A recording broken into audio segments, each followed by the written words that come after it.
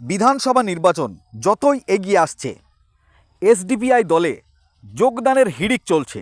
আবারও যোগদান সভা অনুষ্ঠিত হলো মুর্শিদাবাদ জেলার রানীনগর ব্লকের পাহাড়পুর অঞ্চলের গোরাইপুর গ্রামে।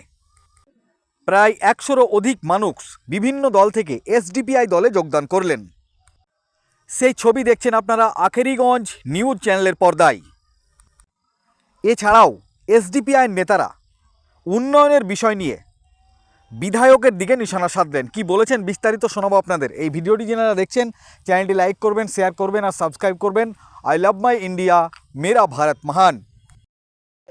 গোরাইপুর ব্রাঞ্চে আমাদের ব্রাঞ্চ সম্মেলন ছিল। ব্রাঞ্চ সম্মেলনে আমাদের উপস্থিত ছিলেন রাজ্য সভাপতি হাকিকুল ইসলাম, এছাড়াও অঞ্চল সভাপতি ছিলেন ভুট্টো শেখ, আমি ছিলাম মোহাম্মদ ইব্রাহিম শেখ। আজকে আমাদের মূলত ব্রাঞ্চ সম্মেলন বিধানসভা হয়ে চলছে, প্রত্যেকটা জায়গায় আমরা ব্রাঞ্চ সম্মেলন করেছি। এর পূর্বে আমরা পাহাড়পুরের বিভিন্ন জায়গা করছি, অন্যান্য রানীনগর 2-এও আমরা করছি। তারই অংশ হিসাবে আজকে আমাদের ব্রাঞ্চ সম্মেলন হলো।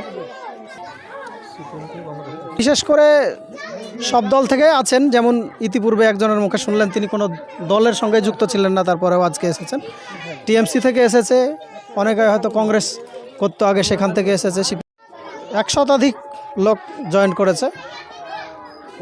টিএমসি, সিপিআইএম, কংগ্রেস বিভিন্ন দল থেকে অংশগ্রহণ করে। দুর্নীতি, আইনের শাসন মানুষকে দিতে না পারা, মানুষ দিশেহারা হয়ে গেছে। আমরা জানি সরকারের প্রধান কাজ হচ্ছে আইনের শাসন দেওয়া, অপরাধীদেরকে অপরাধীর মতো ট্রিট করা। এখানে অপরাধীদেরকে মন্ত্রীর মতো ট্রিট করা হয়। যারা অপরাধী তাদেরকে চেয়ার দেওয়া হয়েছে, তাদেরকে ভিআইপি জোনে রাখা হয়েছে, কিন্তু দেশের সাধারণ মানুষ যারা, তাদেরকে দিনের পর দিন হয়রানি করা হচ্ছে। স্কুল মাস্টারদেরকে বাড়িতে হিরোইন ঢুকিয়ে তাদেরকে ফাঁসানোর চক্রান্ত করা হচ্ছে শাসক দলের মধ্যে দিয়ে, শাসকের মধ্যে দিয়ে। সেই জন্য মানুষ আজকে বীতশ্রদ্ধ হয়েছে, ফলে মানুষ মুখ সরাচ্ছে। রানীনগরের কি উন্নয়ন করেছে রানীনগরের বিধায়ককে বলবো, বিধায়ক সাহেব আপনি রানীনগরের উন্নয়ন কি করেছেন তার শ্বেতপত্র প্রকাশ করুন, কথা বলেছেন তার ভিডিও প্রকাশ করুন।